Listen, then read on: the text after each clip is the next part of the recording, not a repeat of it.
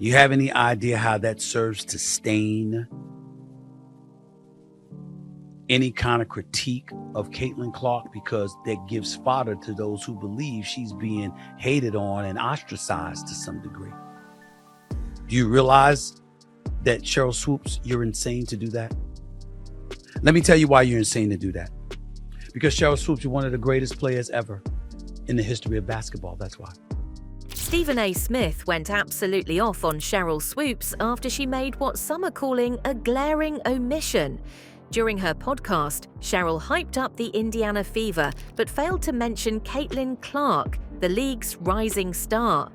He didn't hold back, calling her insane for the snub, accusing her of sipping on haterade against Caitlin. So apparently on a recent episode of the Queens of the Court podcast, Sheryl praised several standout Indiana Fever players, but notably left out Caitlin, the team's rookie sensation. Her and her co-host were talking about the Indiana Fever post the Olympic break, and here's what she had to say about the Fever. I think the Olympic break really helped Indiana. I'm going to shout out to Lexi Hall. I'm a big Lexi Hall fan. Lexi Hall shot the leather off the ball in their game against Seattle. Kelsey Mitchell is just stroking. She is just shooting the basketball. Aaliyah Boston, almost a triple-double. If Indiana continues to play the way they're playing like this, they too are going to move up in the standings. And that was it, you guys. That was all she had to say about Indiana. It doesn't even make any sense, like not even a nod to Caitlin Clark, not even saying like Caitlin Clark's playing well or Caitlin Clark's leading the team. You don't even have to be that complimentary, but leaving her out completely when she is the #1 component of that Indiana Fever team and has also been playing a lot better post this Olympic break than she was before, to completely leave her out, it's so... Basically not bringing up Caitlin Clark's name when talking about the Indiana Fever. So she talked about the Indiana Fever, talked about how great Kelsey Mitchell, Aaliyah Boston, and Lexi Hull were, and decided not to mention Caitlin Clark.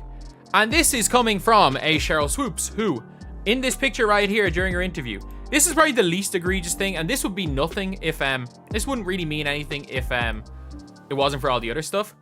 But, obviously she's interviewing Caitlin Clark, and during this interview, Sheryl Swoopes mentions on 5 separate occasions that Caitlin Clark lost her first preseason game. Not, oh, how was the league, how's everything? It's like, oh, the result wasn't what you wanted. Oh, unfortunately, you couldn't get what you wanted in that game. Unfortunately, there was a loss. She basically decided to mention she spent the whole interview saying, ha, you lost. Effectively, basically going, ha, you lost. And this is the same. Sheryl focused on recognizing other players, highlighting their contributions and personal relationships with them. This omission stood out, given Caitlin's prominence in the league, sparking conversations about why she was not mentioned, despite her undeniable impact on the team. Did you guys know that 17% of the WNBA's flagrant fouls were committed against Caitlin Clark? And the Chicago Sky committed 80% of those. No surprise here. People hate her on and off the court. But get this, Sheryl Swoopes was purposely left off this broadcast because of her disdain and hate for Caitlin Clark. A grown-ass woman hating on a WNBA rookie so much, a woman that she doesn't even know, and you're surprised that you're left off the broadcast? Sheryl Swoopes can't even give credit where credit is due. She went on a podcast and she was praising the Fever for how they turned around their season. But who's the one person that she failed to mention as being a part of that? Yep, Caitlin Clark. She has been criticizing her all season, not one positive comment. Smith could not hold himself back and came forward to support Caitlin and said one cannot talk about Indiana Fever without talking about Caitlin. The story, you guys, Stephen A. Smith actually called out Sheryl Swoopes on his Stephen A. Smith show, specifically talking about this clip in the podcast where she just completely omitted Caitlin Clark's name. He was basically talking about how she continues to hate on Caitlin Clark, and it's basically pushing the narrative that the media and other players in the WNBA and people in general are just hating on Caitlin Clark when there seems to be no reason why. So when you start to try to figure out the reasoning, all you can think of is maybe they're jealous, maybe they think it should have been them, that maybe they don't like how much praise Caitlin Clark is getting. It doesn't make sense. So he called her out on her show and said, essentially, like, you're employed by the WNBA. Everything that you're doing is around the WNBA. It's not a good look. And it's especially not a good look because you are a legendary player yourself. He jumped in the speculations, accusing Sheryl of intentionally snubbing Caitlyn, further fueling speculation of bias, because there is no way that she accidentally left her name out. You know basketball better than me. You know basketball than any of the pundits. You know basketball better than most of the men that play basketball. There is no way in hell you just accidentally left Caitlin Clark's name out of that soliloquy that you dropped about the Indiana Fever. Stop it. You know that. Stop it. And then y'all wonder what happened. Another event that has stirred the speculations that Sheryl may not like Caitlyn after a recent broadcast, where Sheryl noticeably remained silent while her co-broadcaster enthusiastically praised Caitlyn as the Player of the Week. Staying silent while her co-broadcaster was talking about Caitlin Clark winning Player of the Week. Coming to the Players of the Week, both of them had outstanding weeks, and they're the next two opponents of the week. Caitlin Clark will be here on Sunday for the week, average 25, and Avisa Collier averaged over 25. Of course, the Lynx here Friday at 6:30 on Ion. And then the Fever come here at 3 o'clock before a sellout crowd. Tough stretch for Dallas. Coming into the second half of the season, they had the hardest remaining schedule. Enrique pulls it away. 4 rebounds for Enrique. Shot was the floor. So when I first saw this video, I actually wanted to come to her defense because a lot of times during the broadcast, there are different reads that the broadcasters have to call out. So this was probably one of them. Maybe it was assigned to her. Some interpreted her silence as deliberate, especially given her history of not highlighting Caitlyn's achievements in other forums, including her recent podcast episode. Broadcaster. However, so much of the time, the other broadcaster is allowed to kind of ad-lib or jump in at any point. And so the fact that he went on about the read, talked about Nafisa, talked about Caitlin Clark, and then after that, there was like 5 or 6 seconds of literal silence because Sheryl Swoopes was not jumping in. That was the point that I was like, okay, here's once again another example of Sheryl Swoopes hating Caitlin Clark so much that she literally can't even say her name. It's like Caitlin Clark is the Voldemort if Sheryl Swoopes was Harry Potter. Like literally cannot say Caitlin Clark's name. It is so bizarre and so weird. But Sheryl just ignored all the backlash and said that she has personal relations with these players and they also deserve to be recognized. Sheryl Swoopes was discussing the Indiana Fever on a podcast. Okay.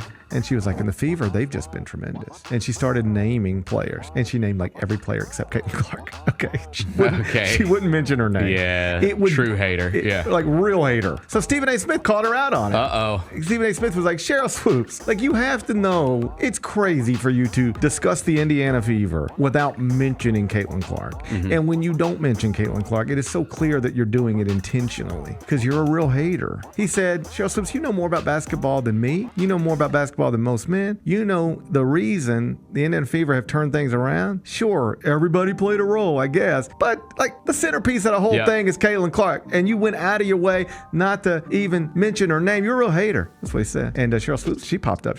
She said, you can talk about whatever you want to talk about on your podcast. I'll talk about whatever I want to talk about on my podcast. And if you want to talk to my face, then talk to my face. However, Smith addressed this silence of Sheryl, saying that while she may have personal relationships with other players, it doesn't justify keeping silent about Caitlyn's accomplishments.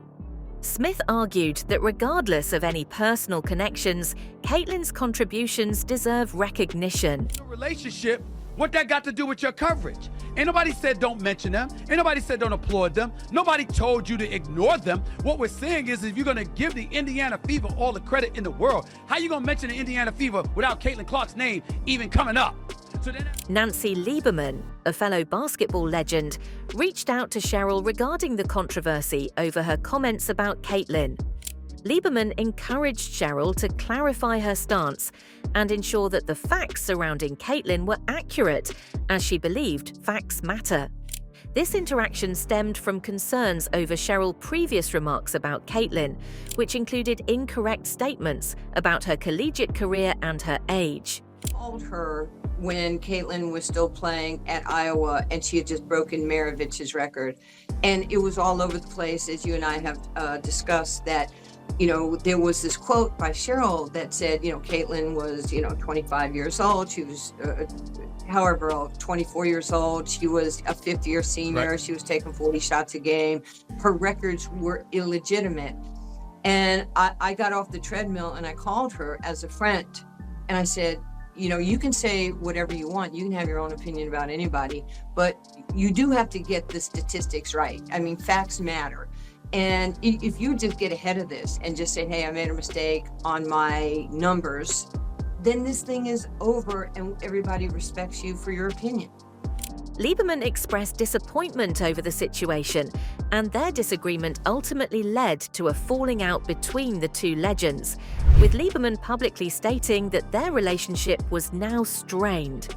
Sheryl, however, responded on social media, downplaying the impact of the fallout and standing by her opinions. You know, you might like Boston, I might like the Yankees. You know, it's okay to have difference of opinions.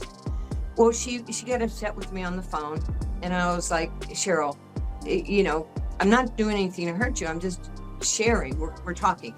And so our relationship, it pretty much is not happening at this point. I tried to talk to her at the Final Four. Right. She didn't want to talk to me. My life's going to be good or great with or without Sheryl Swoopes in my life. I'd rather have her in it. And after Lieberman had publicly called on Sheryl to clear up her comments and get her facts straight about Caitlyn, Sheryl didn't hold back in her response to both Nancy Lieberman and Smith after the public criticism she received. On social media, Sheryl addressed the situation, stating that her life was content without Lieberman or Smith in it. But obviously she's interviewing Caitlin Clark, and during this interview, Sheryl Swoopes mentions on 5 separate occasions that Caitlin Clark lost her first preseason game. Not, oh, how was the league, how's everything? It's like, oh, the result wasn't what you wanted. Oh, unfortunately, you couldn't get what you wanted in that game. Unfortunately, there was a loss. She basically decided to mention she spent the whole interview saying, ha, you lost. Effectively, basically going, ha, you lost. And this is the same Sheryl Swoopes that called Caitlin Clark a 25-year-old in college last year, said that the only reason she has the scoring record is because she played 4 more years. Or sorry, she played 5 years in college instead of 4 years in college. And then after being corrected on she actually only played 4 years, she's 22 years old, then said, well, she shoots 40 shots a game. She shot under 20 shots a game for her college career. Smith responded to Sheryl's social media comments by calling her actions immature and stating that she was lying through her damn teeth about certain claims. Sheryl Swoopes engages in levels of immaturity. There's no way to slice it. I'm not going to insult this champion, this great basketball mind, this phenomenally accomplished Hall of Famer. I'm not going to insult her. All I'm going to say is it was pretty damn immature to come back at me like that. Called me an effing coward because I called you out for not doing your job. So you on a podcast, that means you don't have to do your job? I mean, the bottom line is this: she engaged in a level of immaturity.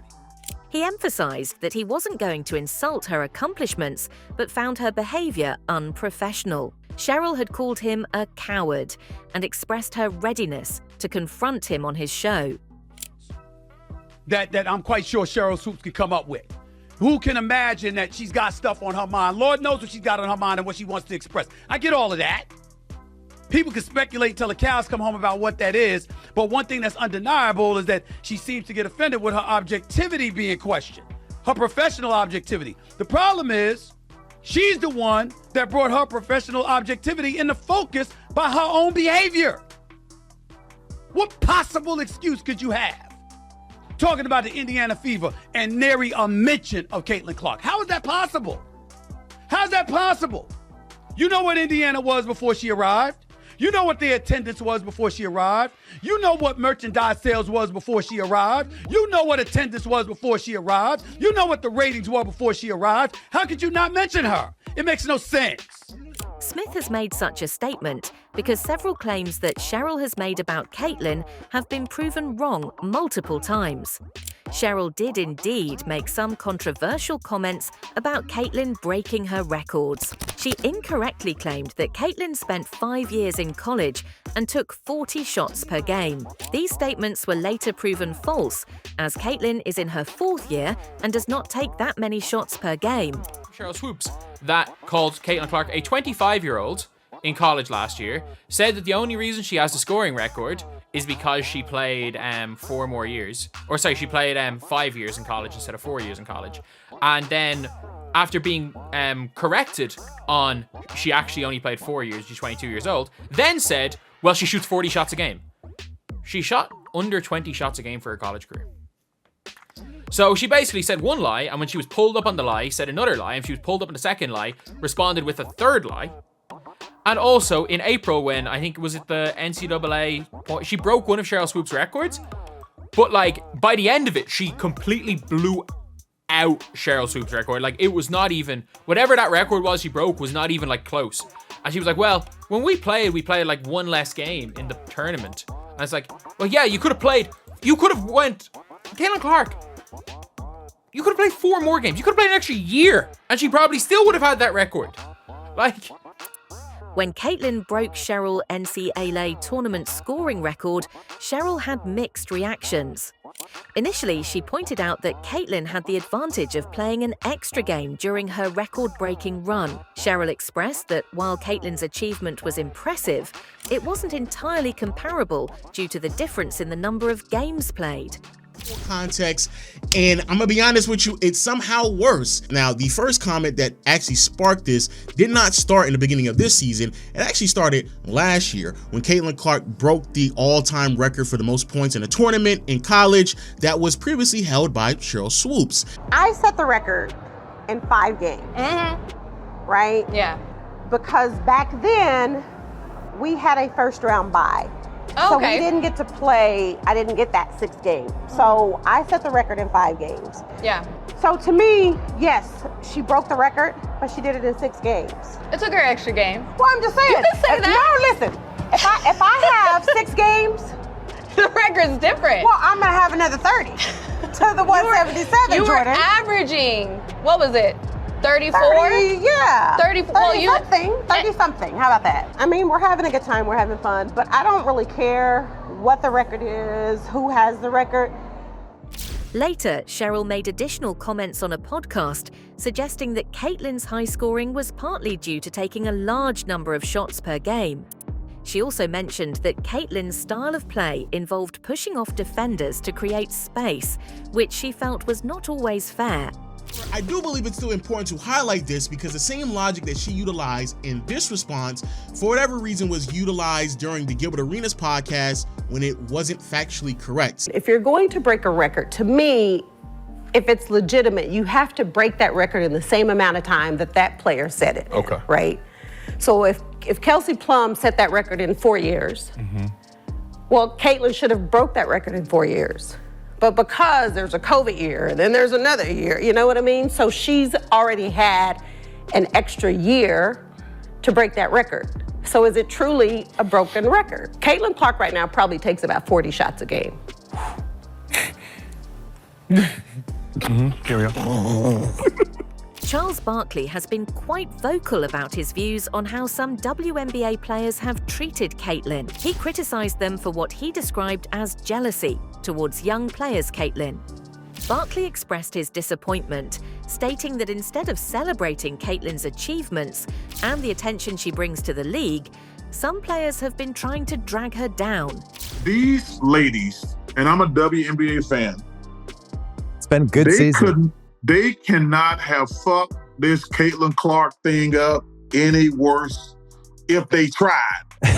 If you got people in a room, if you got a bunch of dudes in a room and says, let's fuck up the WNBA, we couldn't have came up a master plan what these women have done. This girl is incredible. What she did in college for women's basketball, what she's doing in the WNBA. She turned the Fever, we're 1-8. They have a winning record now. But the number of attention, eyeballs, she's brought to college and the pros, and for these women to have this petty jealousness, you say to yourself, damn, what is going on here? He emphasized that Caitlin's presence has brought significant visibility and financial benefits to the WNBA, and he believes the players should be grateful for that. Barkley also mentioned that the criticism Caitlin has faced is unfair and that she deserves recognition for her contributions to the game. Well, you got accused of that stuff too with the older players being resentful of the new generation. It's kind of part of the basketball process. Everybody thinks their generation's the best. No. Anytime we say something about guys, it ain't the old get off my lawn guy. Yeah. But the stuff toward her is petty and jealous. And the thing I love about her, she never says a word. And now when I watch her, two things I like. She's playing much faster. Yeah. Much faster. She was playing too slow the first half of the season.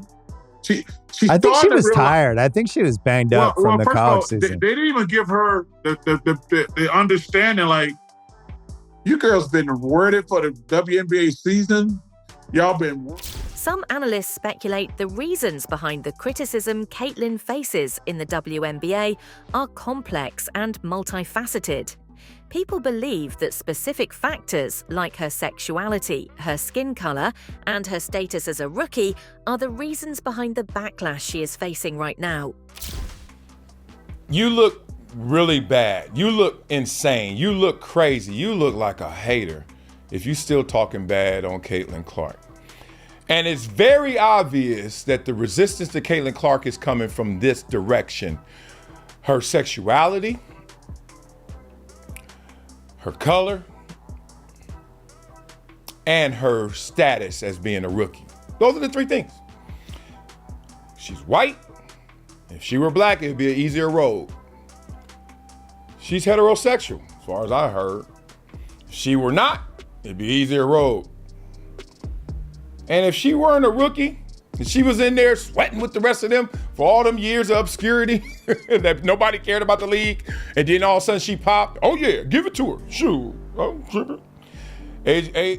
According to some opinions, as a white player in a league where the majority of players are black, there may be underlying racial dynamics at play.